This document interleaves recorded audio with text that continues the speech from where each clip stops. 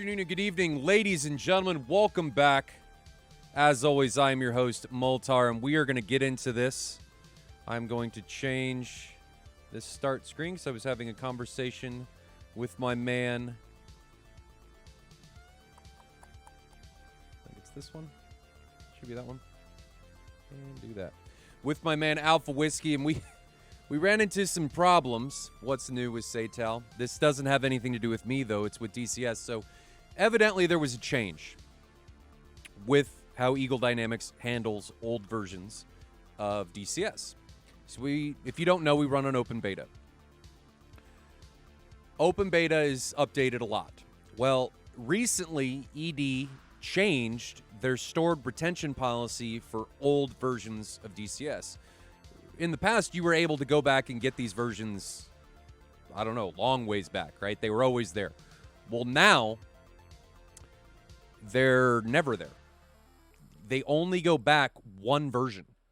And because of that, there are certain matches that I don't know that we're going to be able to stream. And I hate saying that, and I'm trying to get a version from ED. But I had a conversation with one of them yesterday, and they're like, I don't think you're going to be able to get that version. I think it's gone. So the last version that we had problems with was the Motley Crew against Toro Squadron, I think it was. And that was on version 13133. And that was two versions back from the version that we're currently on. That version, when I went to try and download it on the day of the match, because in the past I'd been able to do that, when I went to try and download it, it said unavailable. And that usually means that it's not on the server that you're trying to get it from. Well, today's Silver League match, I think it was Silver League, match of, what was it? Where's my cursor?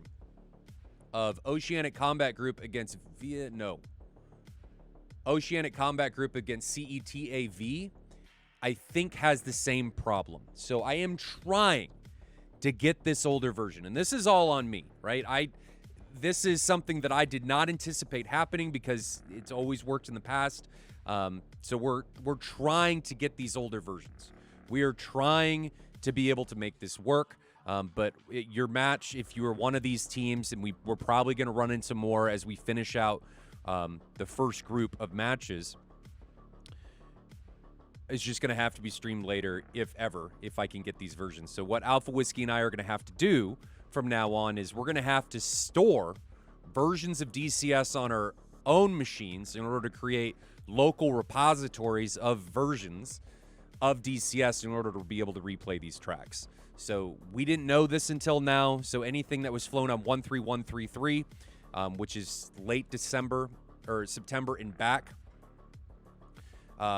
is going to be a problem. Operator Pusky, shouldn't the league start and finish on the same version throughout? Why have different matches on different versions? That's like moving fences in and out during a baseball season. While true, the teams really want all the new features that the Jets come with. So that makes it's the teams want this. They want everything changed. They like the new versions. Now, the matches that are played, they're all played on the same version. Like, because the matches are in blocks, so every match is in a 3-week block and each team has 3 weeks to get that match done. Theoretically, they should be on the same version in that 3-week period. It's not a perfect solution, but it's what we've always done. It's what all the competitions do. Another problem that you run into inside of DCS is that not everyone has enough storage to be able to run multiple versions of DCS on their own machine. Like, they're limited on storage. Remember, this is an international competition. Not everybody is blessed with crap tons of hardware disk space, SSD disk space, what have you. So forcing teams to have to move around in versions, not everybody can do that. So this year, we're approving updates as they come out for open beta to make sure there's no game-breaking bugs, but that's about as best we can do right now. It's all right, Moltar. I guess you'll need to just buy a bunch of PCs now. I've got, like, pushing 60 terabytes of hard drive space. on my machine because I use it for other things, for storage and Plex and all kinds of other stuff. So it's not necessarily the worst case scenario that I have to store these versions. It's just another thing that we have to do. Alpha Whiskey, unfortunately, doesn't have the same amount of disk space that I do, so we're going to have to probably get him a hard drive. But that's where we're at. So that's enough for 2 DCS installs? Yeah, I know. I actually have more than that. That's why I have 5 DCS installs that I use for this, my flight one, and then there's one extra that I haven't done anything with. That'll be the backup, as it turns out. So the other matchup that was supposed to be today was OCG against SATAL, but it's going to have to be postponed because it doesn't work in the current versions of SATAL. Or of DCS. We're going to have to back up probably and figure out what's going on with that version and go from there. Also, no supercut today. It might come later. Alpha Whiskey was feeling under the weather, so he was not able to make a supercut for today's match. But today is Diamond League 6v6. Bravo Squadron taking on Harpia. We're going to get us started with one of the other trailers from SATAL 2021. When we get back, I think this one's a close range matchup. This is probably going to be something like, where is this one? This is going to be Maycop against Mineral Voti. So pretty close, about 100 miles separating these two airfields. This round matchup is going to be rapid, and it's going to be on top of it. You could always have the same run on stable. We could do stable, but then what happens when stable updates? You know, you run into kind of the same problems. But we may do that in the future. We'll just have to see. It's a constant move. And the problem with stable, again, is most of the PvP stuff that happens in DCS on the public servers is on open beta. So again, you're running into a problem of teams and pilots having to maintain at least 2 different versions of DCS, and not everybody can do that. So that's why historically we've run on open beta. But we're going to enjoy this trailer. When we get back, Maycop against Mineral Voti, Harpia taking on Bravo Squadron. Here we go. We are in the pit. Harpia taking on Bravo Squadron.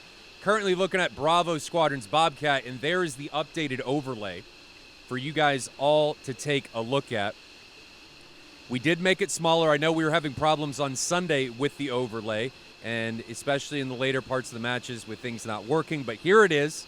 Things should be working. I think we've gotten them all worked out and all, kind of most of the kinks fixed, but we're going to be moving forward with this, and I think it is a much better size. I think it's a much better feeling.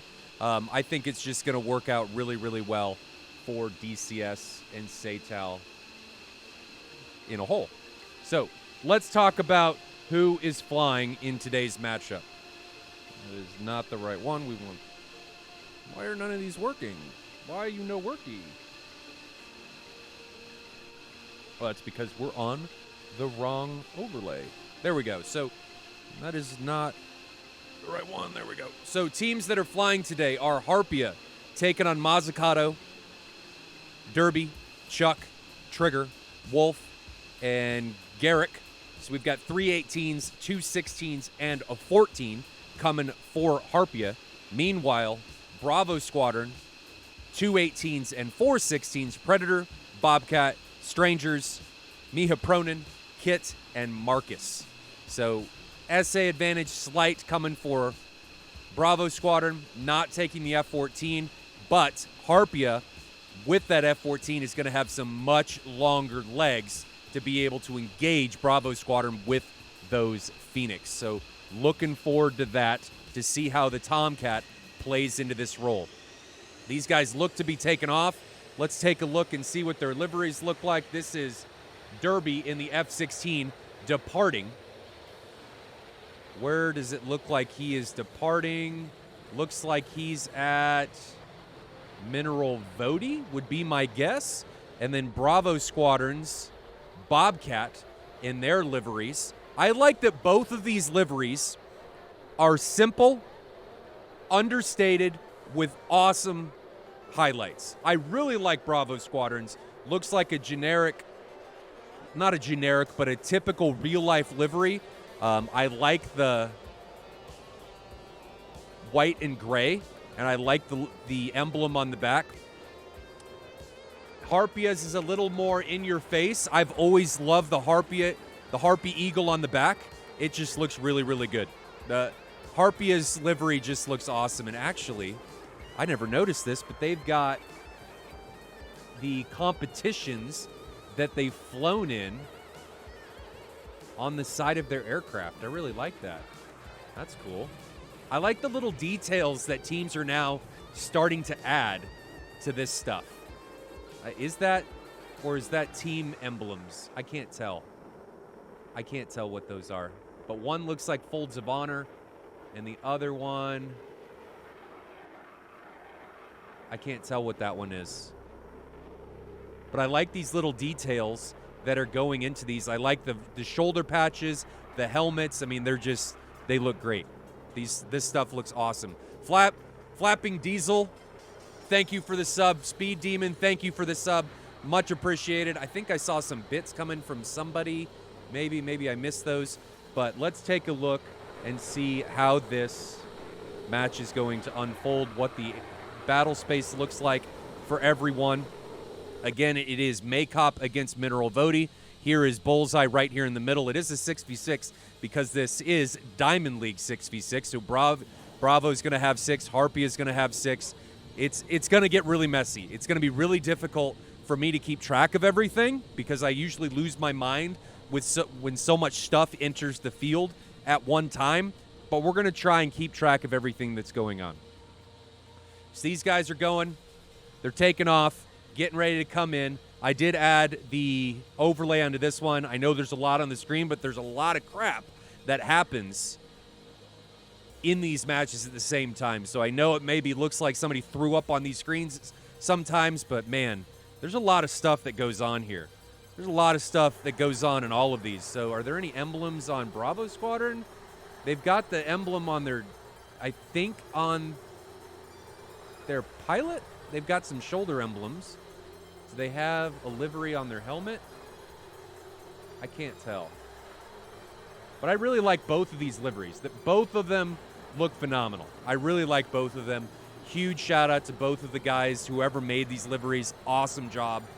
Liveries this year are just on mother trucking point. I mean, they continue to get better. When we first implemented liveries into SATAL and people being able to showcase them, they were all right, but they've just continued to push to a higher and higher level for all of this stuff. They've just gone through the roof as far as what teams and creators have been able to do, and I'm so happy that SATAL has been able to be a part of that and what teams are able to showcase here in the sim. So these guys are continuing to increase. Reminder, it is Mineral Vody against Maycop here. One F-14 among everybody, and that one is going to be, I think it was on Harpia's side. So they do have the longer boomsticks. Bravo Squadron was a mixture of different F-16s and 18s. Let me grab one of their 18s. So here's one of Bravo Squadron's 18s.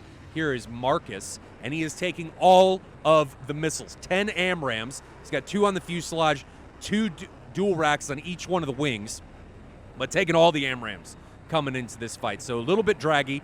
We haven't seen really any F-18 that has taken this number of missiles that has utilized weapons and been the Oprah of AMRAAMs. We haven't seen that yet, and I really, really want to see that. I really, really want to see the Oprah of AMRAAMs make something happen. You've got 10 on your jet. Might as well utilize them. No reason to carry them to your grave, right? You might as well just take them and make your opponent react. Make him do something. Now, taking a look at the F-14 for Harpia, this is Mazzucato. Anybody from Harpia in chat? Derby, you're here. Who is Mazzucato's Rio? We're working and trying to get that in the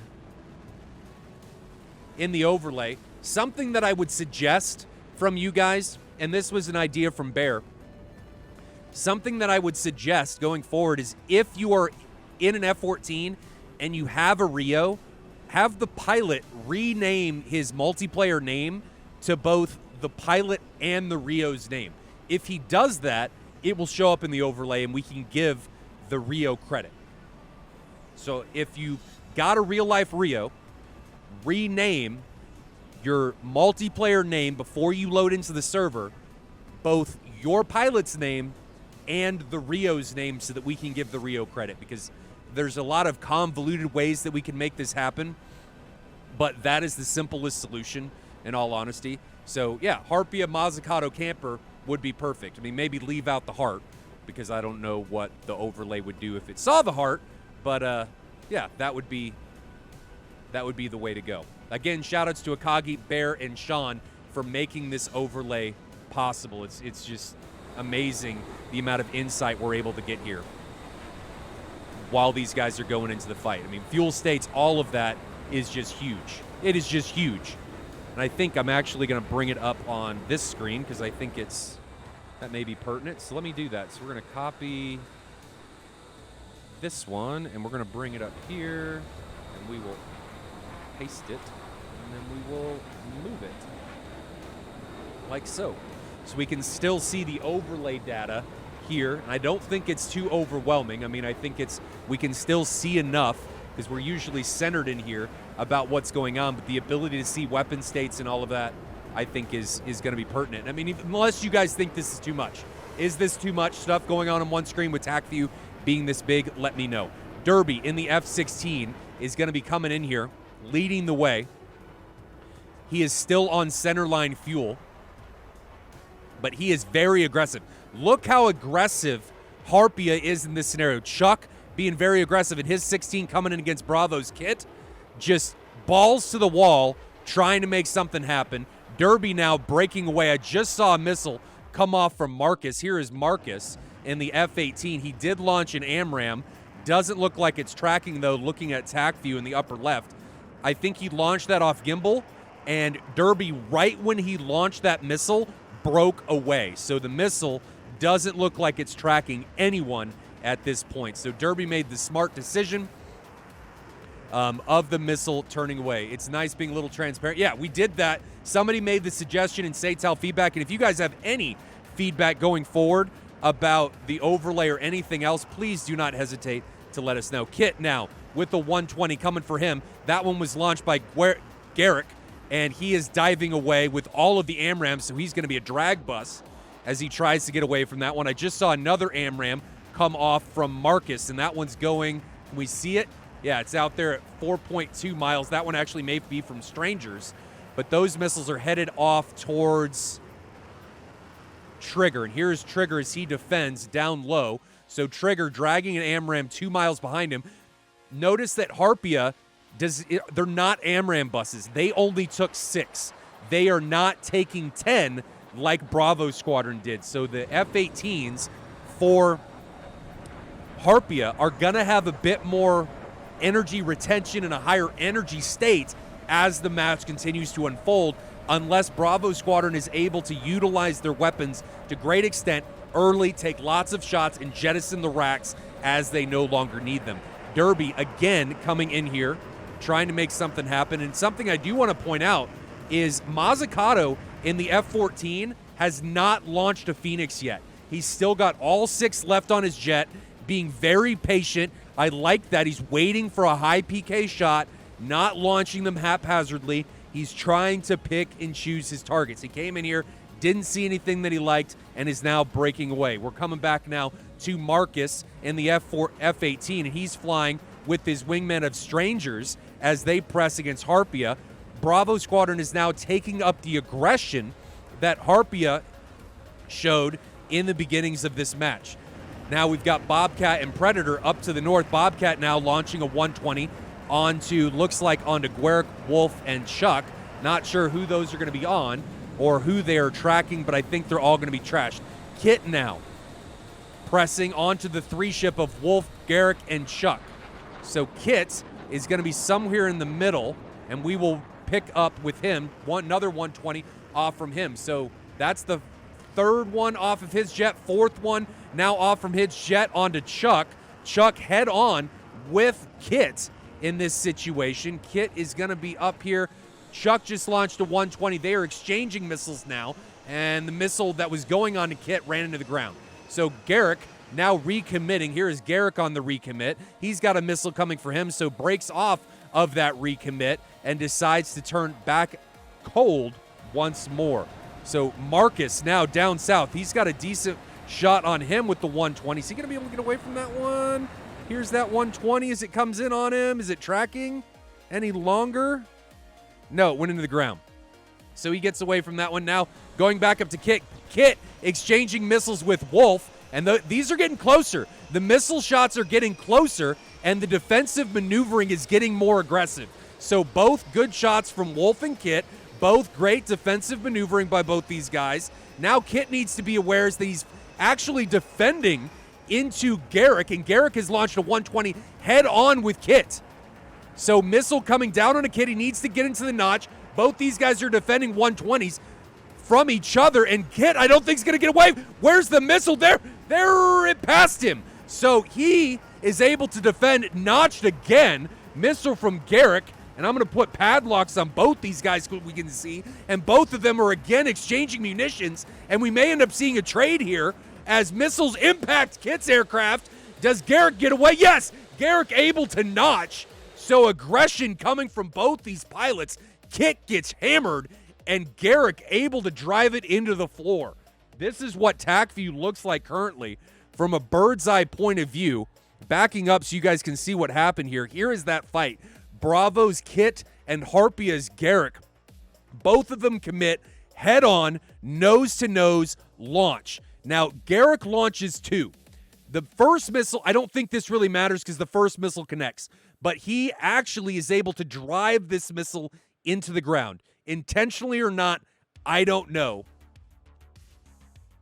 But that's what ended up happening. He drove this missile into the ground, and he gets away from it without too much of a problem. So picking up where he left off, things continue to progress. Marcus coming head-on against the three-ship Trigger, Derby, and Mazzucato.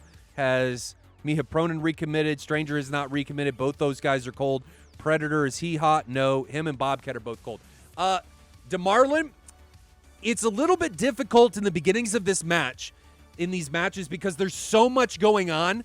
I mean, look how many aircraft are in this small space. That tactics,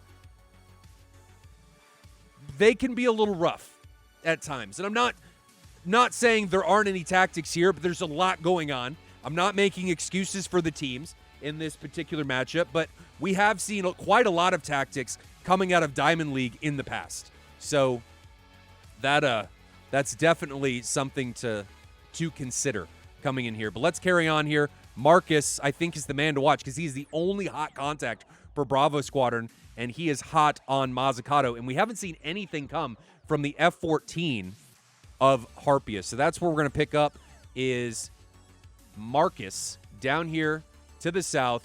Bravo Squadron's Marcus in the F-18. Here we go.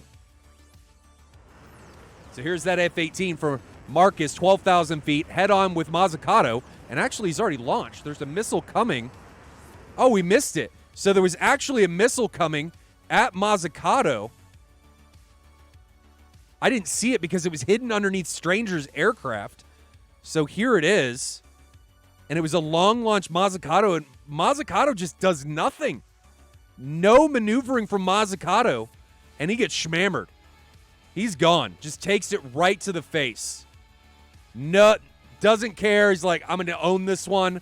I don't know why you'd want to own an explosive, but gets taken right in the dome. So continuing on here. Marcus gets the equalizing kill for Bravo Squadron. So it's now 5-5.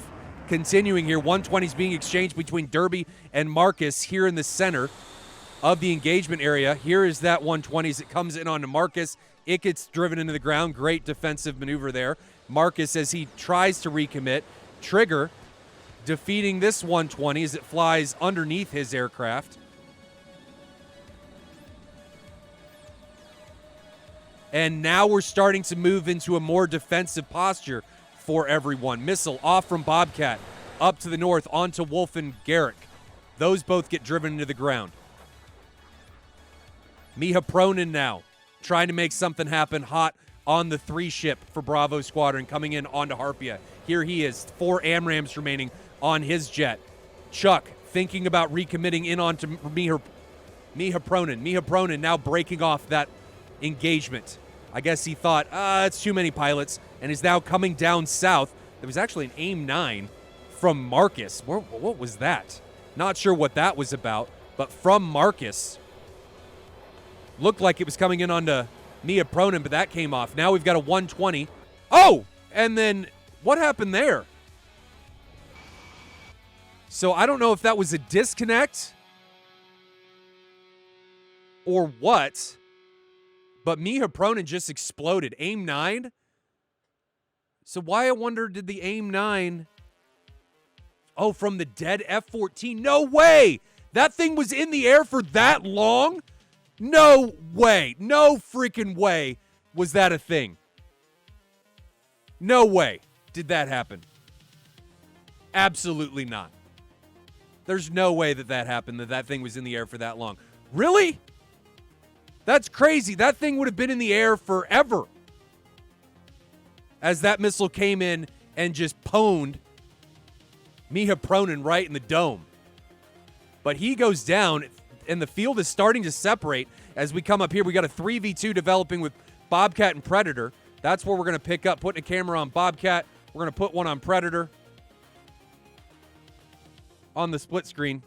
And here we go.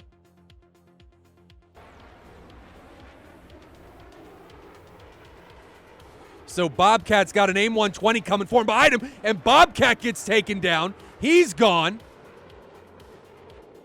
Great shot there by I think it was Garrick.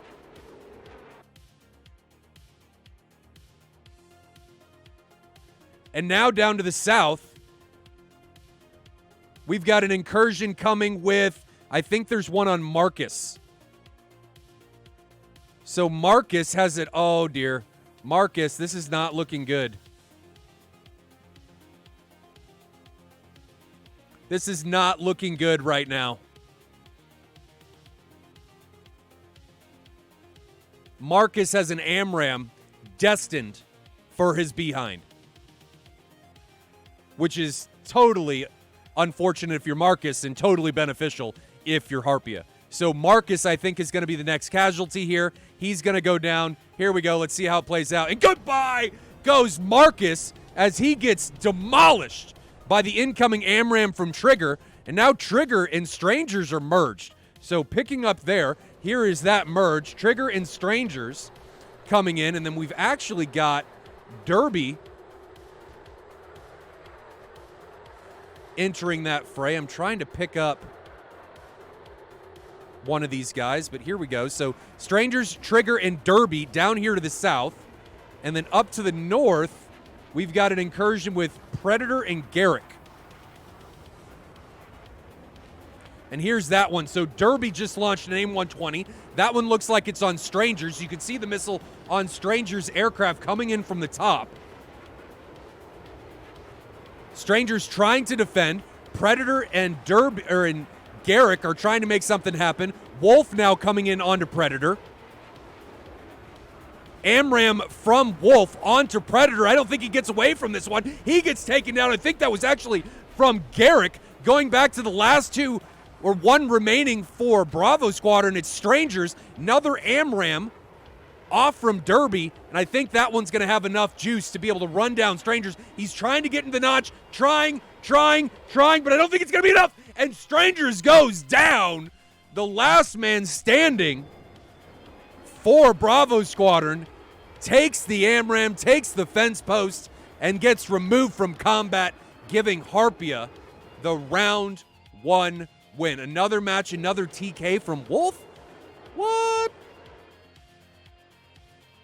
Really? Where's Wolf? Where's Wolf? Wolf. So Wolf's right here.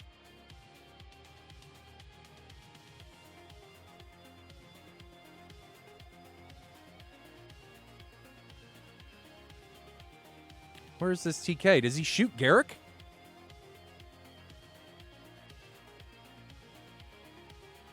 So these guys merge. Wolf breaks off that engagement, comes back in. He launches into the merge. There it goes. So Predator goes down. The missile may have been on Predator. Missile goes down, has no target, finds Garrick, and he gets pwned in the dome. And as Derby says, another match, another TK from Wolf. That is unfortunate. But the aggression coming out of Harpia seems to win them the day here. They stay aggressive throughout the entirety of this matchup. That gives them the victory. And throughout a lot of this, Bravo Squadron just allowed themselves to get isolated. Or, in fact, they allowed Harpia to utilize that aggression unopposed. I mean, look at where Trigger comes in against Marcus. Look at this. How close is he? 2 miles. 2 miles. Drives the missile on him into the ground. Strangers doesn't even see him at all. I don't know who this AMRAM's on. It's not tracking anyone, and it most certainly is not tracking Trigger, as Trigger is able to get away. But Strangers, oblivious to Trigger being in this close. And this was a repeated scenario throughout a lot of this match. Bravo Squadron just not aware how close Harpia was able to get to them as this match continued to unfold, and it gave Harpia a significant advantage. Now, the F-14, flown by Mazzucato, not an advantage. I think he died. Mazzucato, did you die with all of your Phoenix still on your jet? It sure seemed like it. Oh, so the F-14 was still in the air. So we didn't see it. Oh, you were flying. Okay. Okay. So we just can't tell from in here. So you were still up. That makes a little more sense. So there must have been some desync there with the F-14, which is not necessarily a unknown thing for the F-14. That's why I killed. Oh, so that was a late aim 9. Okay. That makes sense. That makes more sense. All right, guys, so that's the end of round 1. We're going to move on to round 2, and I'm going to set up. We're going to go to the Be Right Back screen. It gives me a little bit more time, stops us from being rushed, and we will be back in about 5 minutes with round 2, Harpia taking on Bravo. Ladies and gentlemen, we're again in the pit. Mineral Voti taking on Maycap. Harpia against Bravo Squadron. Harpia up 1-0 over Bravo Squadron in a pretty one-sided match. Tomcat, kind of a no-show, we thought. I didn't see any kills. Mazzucato and Camper saying they were still in the air, but they were a ghost. We couldn't see them on stream. It showed that they were dead, so that was interesting. That happens from time to time when the game thinks somebody's dead, but they're actually not dead. And they do show up for their opponents in the sim.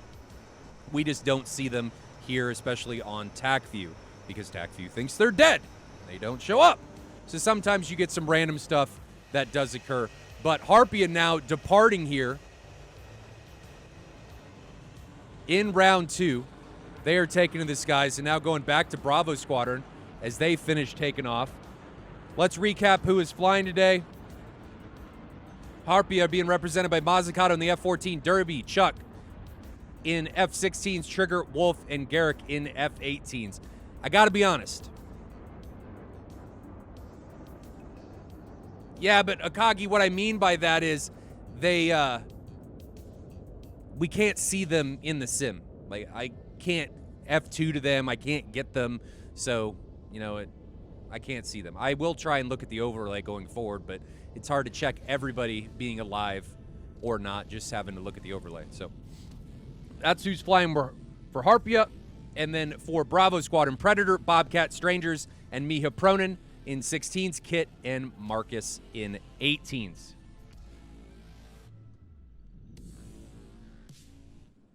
So how do we think this round is going to go? Harpia's definitely got the advantage. They've got aggression. Bravo Squadron seemed to let them repeatedly get in deep with themselves unawares that there was an opponent that close. I mean, within 2 miles, Trigger got in within 2 miles of 2 enemy aircraft, and nobody knew he was there.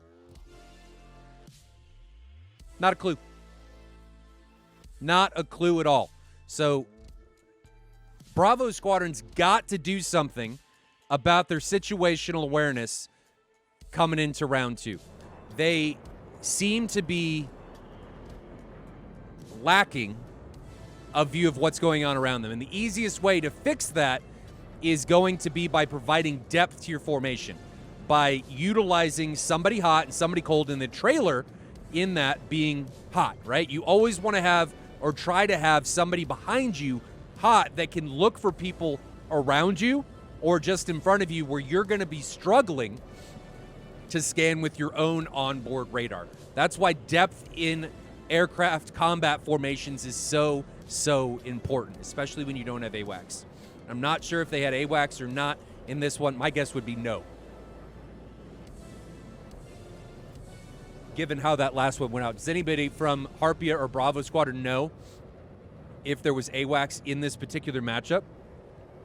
My guess would be no, given how round 1 went and people being able to fly balls to the wall against their opponent. There was, says Mazzucato. Interesting. So maybe map of the Earth, because there are some foothills. There are some foothills down here that maybe could hide you from your opponent's AWACS. Maybe. But very interesting to note here that there was AWACS and Harpy was still able to get in that close unencumbered on their opponent. Fascinating.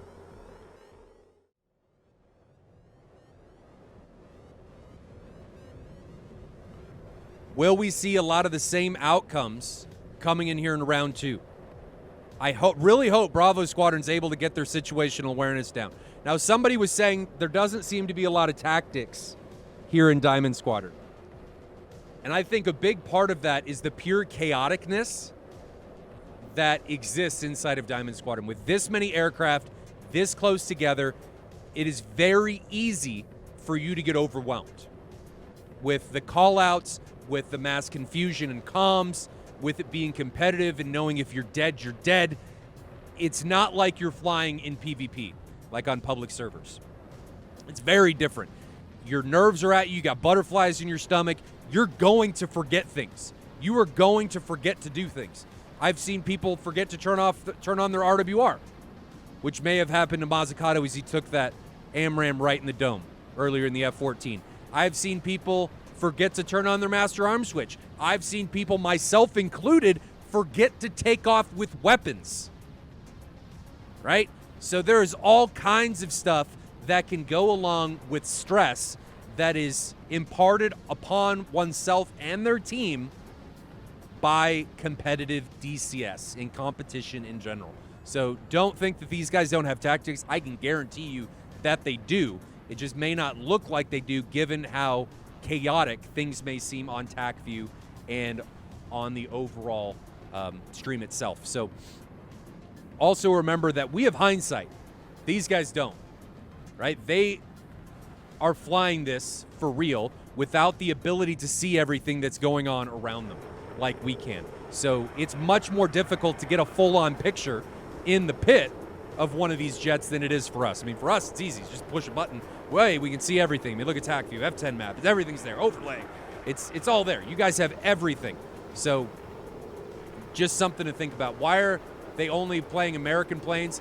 Rega Survivor, the reason is because a lot of people view those jets, the F-16, the F-14, and the F-18, as the best in the sim.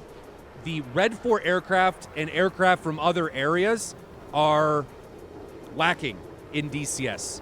You've got Su-27, MiG-29, but they're flaming cliffs, so they're not full fidelity, and they haven't really been updated. AMRAAMs, as Shifty Mover points out, that's another valid point. The Mirage is out there, but it doesn't hold a candle to these modern jets. So they just have a lot more going on. They were heavily exported, and they're used around the world, so Eagle Dynamics thought, hey, this is the best bang for the buck opportunity for us to create these jets instead of something else. Now, there are companies and third parties working on things like the Eurofighter and things like that, but these jets, I think from a creation standpoint, just made the most sense for the developer to create financially, right? So They're the best, arguably, in the sim, and that's why people fly them. So we're limited. We don't have Rega or Reggie in this sim. We don't have access to a ton of different aircraft. So, it is what it is. You have a very limited supply of the aircraft that you can choose from, and the F-16, 18, and F-14 are typically regarded as people's favorites, and that's what's usually flown by them because of that. So Derby launches a 120 down at the 3-ship, a Predator, Kit, and Bobcat. Can't tell who specifically that one's going to target. Wolf and Olaf now coming up in the north. Here's Wolf as he comes in his AMRAAM. Reminder that the F-18s for Harpia are only carrying those 6 120s. They're only carrying 6 120s, whereas the F-18s from Bravo Squadron are taking 10 120s. So airspeed and energy states are going to be drastically reduced as we see Strangers trying to dive away from an incoming AMRAAM somewhere over to his right. I think he's going to be okay as he drives that one to ground. There's that AMRAAM 2 miles away. So more AMRAAM, one trying to chase Olaf here in the center. Marcus just unleashes one up onto Wolf. So we'll pick back up onto Wolf and see what he does in this defensive maneuver. So he's got the AMRAAM coming on his nose. There's the missile warning on him. Not very aggressive yet in the defensive flying. There's a more aggressive pull. Missiles down to 1.7 Mach. He is at Mach 1. Out of blower to try and pull his nose through the split S as he gets close to the ground. He does just that. He is going to be okay. Missile didn't get within 3 miles. We saw it detonate back there behind his aircraft. Now, we have a 120 coming from Marcus. This one's going to be on to Garrick as it closes the gap. Garrick at 14,000 feet, Mach 1.2. Garrick himself has launched a 120. We can see him defending now out in the distance 4 miles away, and he's going to be able to get away from that AMRAAM, but his Stranger is going to be able to get away from the one that's launched on him. Here is Strangers diving for the deck, releasing chaff, needs to remember to get rid of some of those bags. Missile's going to, oh, and he gets hit, but doesn't die. So Strangers gets hit, but I guess that was desync in some capacity, gets directly hit by a missile, but does not go down. So Strangers with the tank of an aircraft, able to live to fight another day. We've now got missiles being exchanged up to the north between Olaf and Strangers. Mazzucato now coming in from the west for Harpia. He just unleashed an AIM-54 C variant Mark 47. Interesting choice. Not sure who that one's on, but he's breaking away. Missile is still under boost. It's climbing a little bit. And here is that AIM-54. Looks like it's going up towards Miha Pronin. We're going to pick up with it as it comes in onto its intended target. And Miha Pronin looks like he's trying to out-energy this, which is not my suggested defensive maneuver. He's now trying to bank back into it. Not sure if he's going to get the missile warning on this bank turn, as the missile's going to be over his lift vector. Probably getting it now. Needs to be more aggressive, trying to get in this notch. Missiles within 1.5 miles, still closing. I don't know that he gets away from this one. Missile still is 1,800, 800 knots. It jogs into his aircraft, and Miha Pronin is the first casualty of the day for match 2. So Miha Pronin not taking a very aggressive maneuver there on that Phoenix. Coming now back with Garrick as he's in the center of this field, defending a 120 from Strangers. Here's the missile coming on to Garrick. Doesn't look like it has enough juice to follow him anymore. Flies into the ground. So Garrick able to get away from that one pretty comfortably. Trigger further down to the south. Launching onto Predator. Predator defending. I think he's going to be able to put this one into a notch. Drives into the ground. Actually, I think he notched it as that one went into the shrubs. Garrick now recommitting in the center of the formation for Harpia. Launches a 120. That's going to be up at Strangers. And Strangers is head on with this one. Waits to get a 120 off. I think that was a bad decision. He's going to take this one to the face. And there it is. Strangers goes down. We're going to pause to take a look at the scenario now. Harpia is on a roll. Harpia is rolling. They pumped up those tires and are just caravanning over top of Bravo right now. 2 early kills. Mazzucato and Garrett taking on Miha Pronin and Strangers. This is what the field looks like right now. Olaf, Wolf, and Mazzucato pushed off a little bit up here to the north. We've got a 3v3 developing in here to the south. Garrick, Derby, Trigger coming against Predator, Kit, and Bobcat. Marcus is a little bit delayed coming in from the rear. He is 7 miles, so he's not too far away. But look at all these missiles now coming in onto Garrick and Derby. So we're going to pick up with Garrick and Derby here as they have to defend these incoming threats from Predator and Bobcat. So here is these two guys picking up ready now. So we got Garrick on the left, Derby just launching a missile on the right, and that missile looks like it's going to be coming up towards Predator. Predator needs to get away from this. Derby, oh no, wrong button. There we go. So Predator gets hammered by the missile from Derby.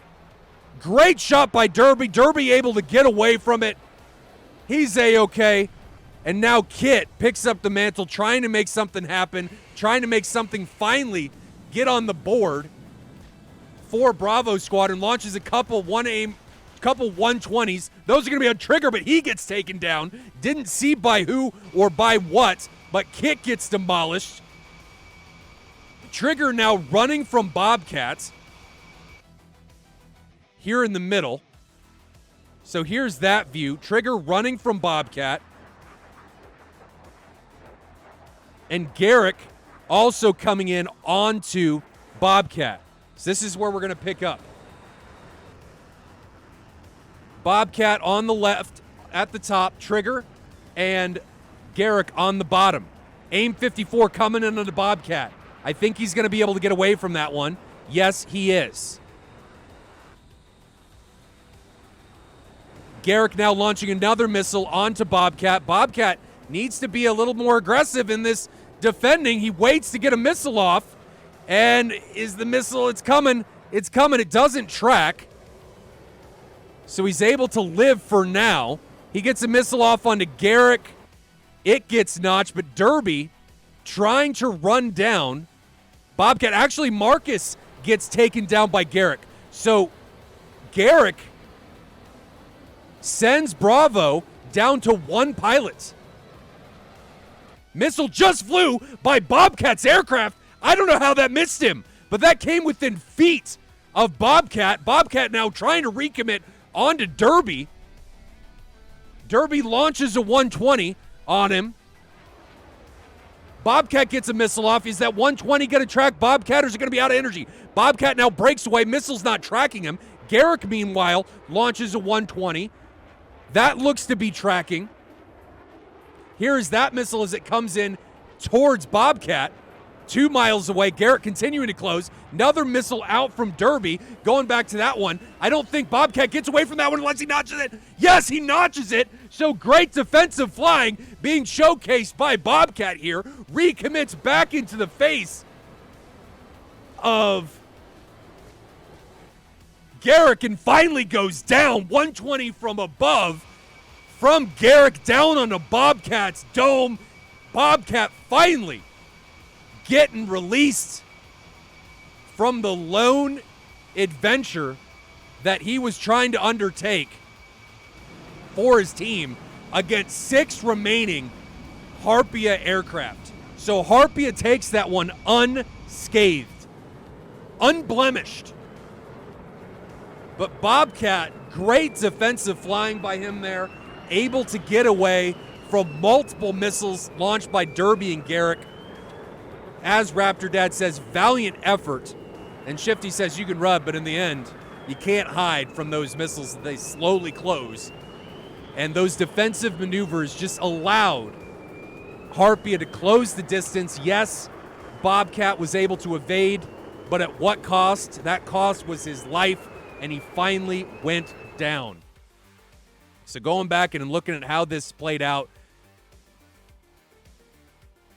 Harpia was just able to continue what they did in round 1. Be aggressive get in close, and get out unscathed. It was the headline in round 1. It again was the headline in round 2. Something else I want to point out is Harpia in this scenario, they have depth. I mean, you've got Olaf behind Derby. Garrick is cold. Derby's hot. So they've got this depth to be able to find people while people are turning cold. So you can see down here, whoever this is, his missiles trigger, turning cold as Mazzucato and Garrett come back in hot. There's this depth to their formation where they can scan for additionals and make sure that Trigger's okay and tell Trigger, hey, it's okay to recommit. It is okay to turn back in if need be, or tell him, hey, you need to get your ass out of there. And we will come in and engage your trailer and turn this into a dragon bag situation. So the depth to the formation is really what I think gives Harpia the advantage in this one. A company that with Bravo squadrons, they were having issues with their ability to find Harpia's pilots in close. And Harpia did not seem to struggle in that same vein. Harpia takes it in 2 over Bravo Squadron in this one. And that's going to be it, ladies and gentlemen. That sends us to the end in this matchup. We will be back tomorrow. Who's flying tomorrow? Tomorrow's match is going to be the 27th. So it should be Blue Oyster Boys and 18 Sparrows and D3W against VMFA. Both Silver League matches. We have not seen any Silver League yet this year. Now, I want to precursor this by saying if we have track issues, there is a slim possibility that we will. One or both of those matches may not be streamed, so bear with us. We will check, and we're going to try, ladies and gentlemen, to get these at a later date. We're really trying to get these tracks to work. All right, so don't think that I'm just letting these go. We are really trying to get this stuff done so that all of the matches can be streamed and all of the matches can take place and be showcased here on DCS World Events. But those matches, hopefully, will be taking place tomorrow at 1600 Zulu. So until then, ladies and gentlemen, stay safe in those virtual skies, and I will see you guys next time. Have a good one.